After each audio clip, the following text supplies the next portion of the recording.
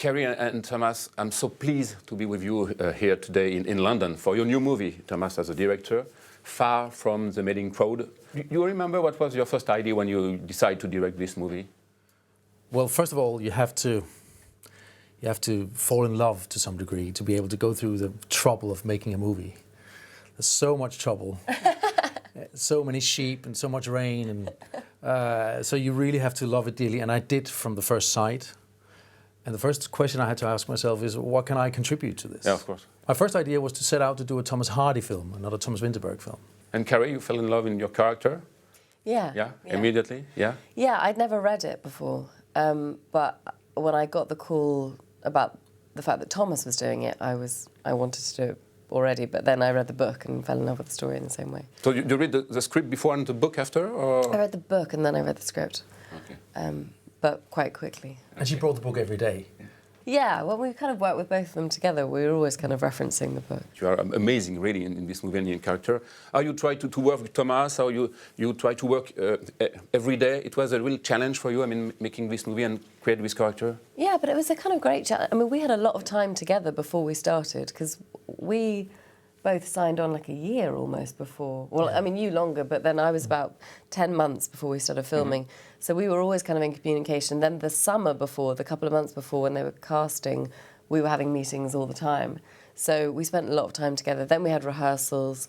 And then when we were on set, we were obviously working very closely because we were in every day. So we were kind of constantly emailing and, you know, meeting up and talking about the script. So what was the most difficult things for you to do on this movie? I mean, you try to understand your character, you try, maybe you have a connection with her and you try having a connection with his character? Yeah, I think you know, as an actor, you always have to try and understand everything that your character does. And I really loved her. I love her so much in the book. I think she's such a brilliant character. I love how complicated she is and stubborn and contradictory and all of those things. And that she's very young at the beginning of the story. And that was, I think, most of the fun scenes were when she's young at the start of the story, when she first meets Oak and she first goes to the farm, everything that she kind of encounters when the story begins. But Thomas, your idea was also making the portrait of the modern character, the modern woman. Obviously. I did a couple of films before, very sort of filled with testosterone. And I thought it was about time for me to change and explore the other sex a little bit. And that was a very big attraction to me. And the whole idea of making a studio movie, being part of a collective. I mean, when I do a film in Denmark, I'm king. I write it, I direct it, I do everything. And here I'm just, you know, a member of the board, right? And I thought that was attractive. I thought this is new and fresh and different than what I normally do. And then I was in love with the story and the idea of having Carey on board from the first sight. So I was very attracted to the whole thing. It's amazing, it's a Victorian time, but it could be right now. I mean, for you it's also very modern. Yeah, I think that was how sort of Thomas set the tone of it, not being, I mean, it was always, I kind of half expected that from watching Thomas's work. It was never going to be a sort of buttoned up, suited version of, you know, you don't want to look at a film and feel distance from the characters, and so it had a relaxed feeling, and all the way that we worked was always very relaxed. We were encouraged always to be very kind of relaxed about how we approached it. But Thomas Hardy must have been a very visionary man.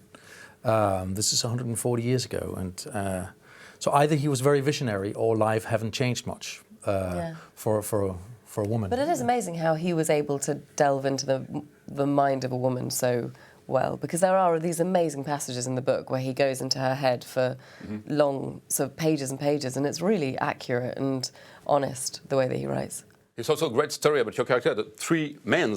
How you try to create, for me, the great balance between the character of Carey and the three another guy. I mean, it was necessary for you to find the good balance between four characters? Of course. I find that both Michael, Tom and Matthias, the three men that Hardy described, together they form a piano chord to some degree that sort of is the universal song of being a man, right? But they had to be very, very different, and they needed some very strong virtues, each one of them. Oak was mainly very difficult to cast because he's waiting so much, he's humbling himself. And I think by bringing in Matthias, he becomes sort of the role model in the sense that he's capable of listening to a woman and giving space to a woman and even humbling himself next to a woman and yet still be so much a man, which is a very attractive combination.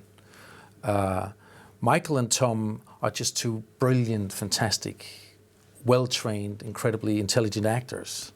And I think they ended up doing amazing character work. Carey was exciting when working with the three guys. I mean, the very different energy. Yeah, definitely. I mean, they're all lovely, so it's easy. You know, it was a really kind of lovely set to be on. But yeah, they are very different. Michael's a very kind of, I mean, not traditional is the wrong word because that makes it sound not interesting, but he's very kind of, he comes on knowing exactly what he's doing, and that's really, and it's very strong. Every choice that he makes is very, and he's decided. Tom has a kind of wildness to the way that he works, and he'll kind of do anything, as we saw when we were filming, especially if he's encouraged a little bit. Yeah. Not much of that, but yeah, he's, you know, and Matthias is just, you know, so much fun to be around. We had a great time doing stuff together, but he does have an ability to sort of convey so much without saying anything, which is obviously very important for that part. So they were very different, but I always felt so lucky to come in every day and have someone different to play with, and then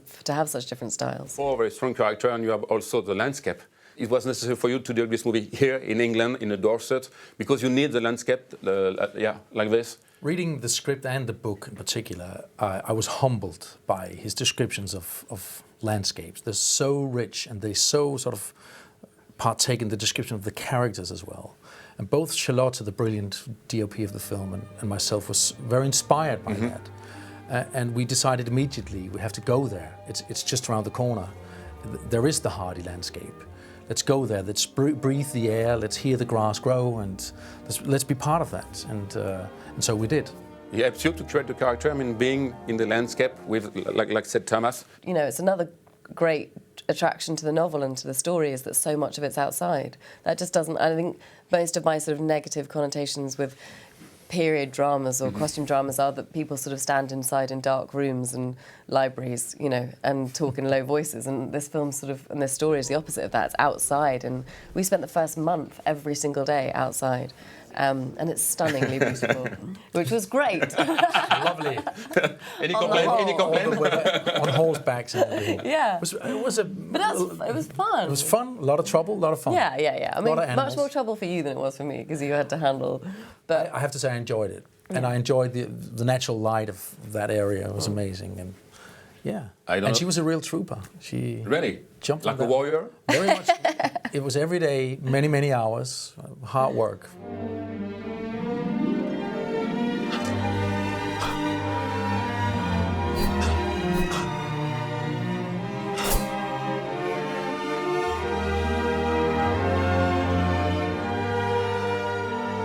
And having the book, I mean, like you said, of course you have many, many details and you can work as from the book, but sometimes it's not too difficult having too many details, you know what I mean? I think that was kind of part of the process, was us going through all the, you know, hashing out the details, but then getting to a point where we could just do the scene and not you know, bringing the entire book into the story. It was a kind of constant conversation. I thought it was the main challenge of this film. At moments painful to have this very, very rich material, even in the script still, and we even shot all this material, and we still had to get rid of so much. Yeah. That was a painful process, and also because there's so much you have to tell all the time that it sometimes doesn't allow you to dwell, and we fought for that. Yeah. Like with the song, for instance. There's no plot carried by the song, really. Well, there's a conflict in the room, but still. Or the sheep, where they watch sheep. We wanted to breathe as well.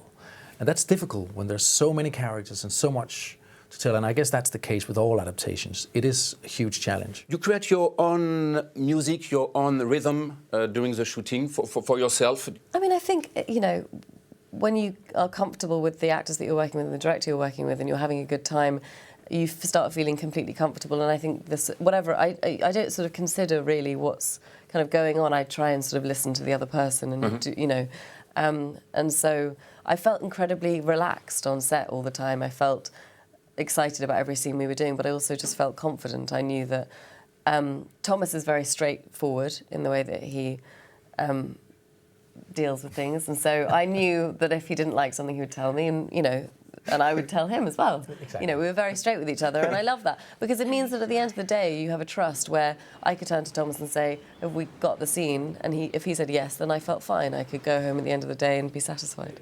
A great actress like Carey, she'd work really, really, really hard in preparation, and then she can let go in front of the camera completely. And that's a miracle for a director to watch.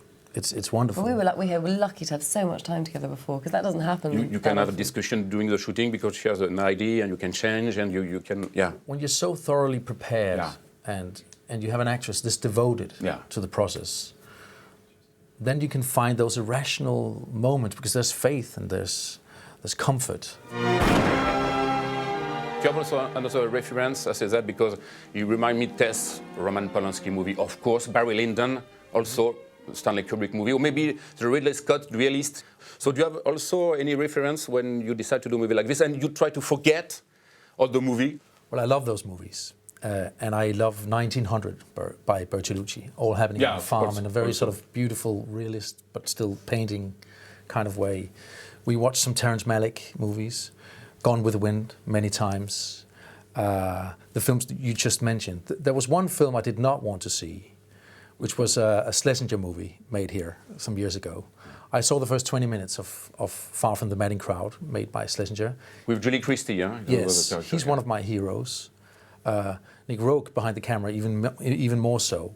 Julie Christie I was in love with since I was a child, so I decided not to watch it because I was like slightly intimidated by it. And I decided that this must be the first love affair between Hardy and myself, and pretending to do that because there was no other choice, I think. Yeah. You created Dogma with Lars von Trier many, many years ago. Now, when we see the movie like this, it's not really a dogma. I mean, it's more classical. You love pretty far from dogma. But you change your mind right now regarding the movie and cinema? Well, actually not. When I did Dogma back then with von Trier, which is now 20 years ago, we decided to undress the film and make it as naked as possible. With no rules, in fact, no? Well, we wanted to undress it. Yeah. Okay, and overnight in Cannes, in '98, it became very fashionable suddenly. Right. It became a beautiful dress. And now it's even an old dress, right? It would be very sort of fancy-pantsy doing a Dogma film. So I'm trying to look for the truth elsewhere and the purity in other ways, but I'm still looking for the purity. And so I did together with Carey in this film. Beginning of this interview, you said to me you want to make a movie with the opposite sex. What do you learn about the opposite sex right now after this shooting? That it must be hard to be a modern woman.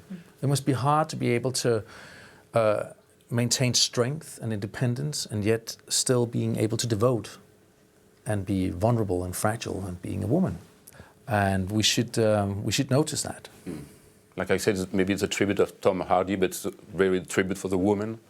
This movie, all the women. Yeah, definitely. I mean, I think it's just so brilliant to have a strong female character on screen.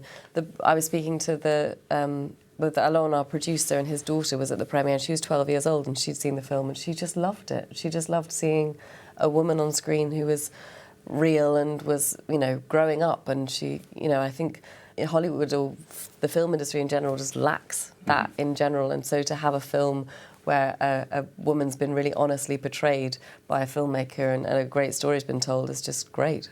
Merci beaucoup, Carey and Thomas. Thank you very much, both of you. Thank you. Merci. Thank you very much.